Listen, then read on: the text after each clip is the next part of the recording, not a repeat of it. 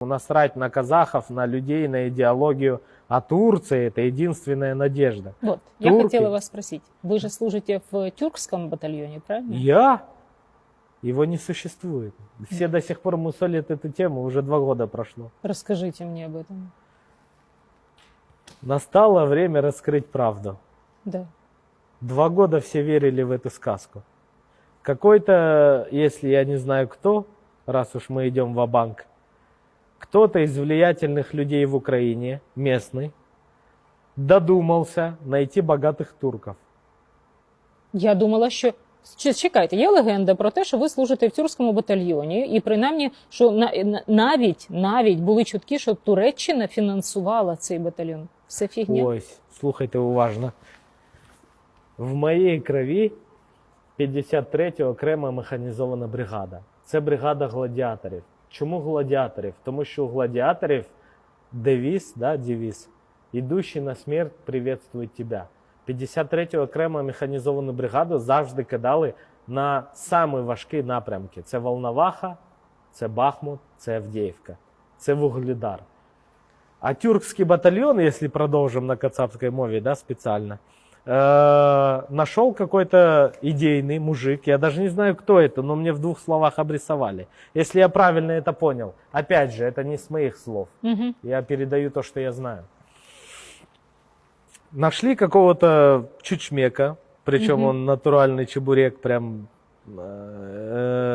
я посмотрел все его ролики, это просто вот эти вот сидеть с АРкой 15-й, сидеть с важным хлебалом, там рассказывать, что мы Кадырову отрежем голову. Чувак, какой Кадыров, елки-палки. Мы тут ЛДНРовцев валим, нам бы с кацапами справиться, а ты уже Кадырову угрожаешь. Ну ты идиот, реально. Не, ну суть. Короче, нашел мужик каких-то идейных турков, которые готовы были вложиться в Туран. Мол, типа сейчас Украина плацдарм для разработки новых технологий, испытаний разных там дронов там, и так далее.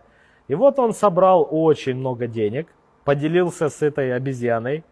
Вот, и в итоге они разделили деньги, сделали пиар-ход, собрали массу людей, на лестнице записали: «Мы, бойцы батальона Туран, готовы, блядь, Кадырову отрезать башку». Обалдеть можно. Да, Слухайте, мы конечно, там війна, готовы це дойти до центра Москвы, нассать на Красной площади. В итоге это сработало, пиар сработал. Все же до сих пор меня задрачивают. Передай привет Алмазу. Как там Алмаз? Как там командир батальона Туран? И я такой: чуваки, блин, ну вы задолбали. Я с первых дней в 53-й бригаде, да, моя любимая, единственная, да, ну какой Туран? Какой Туран? Ну его и не было. Собрали кучу бабла, причем речь идет об очень крупной сумме, если верить людям, которые мне это рассказали. Обокрали турков, которые вложились идеологически в объединение тюркских народов.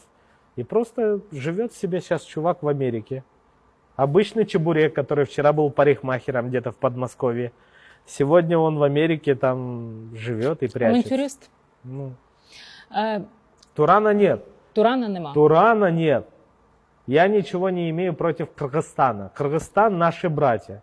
Казахи и кыргызы, да, братуганы, як одна кровь. Но, блин, не верьте в этот Туран уже.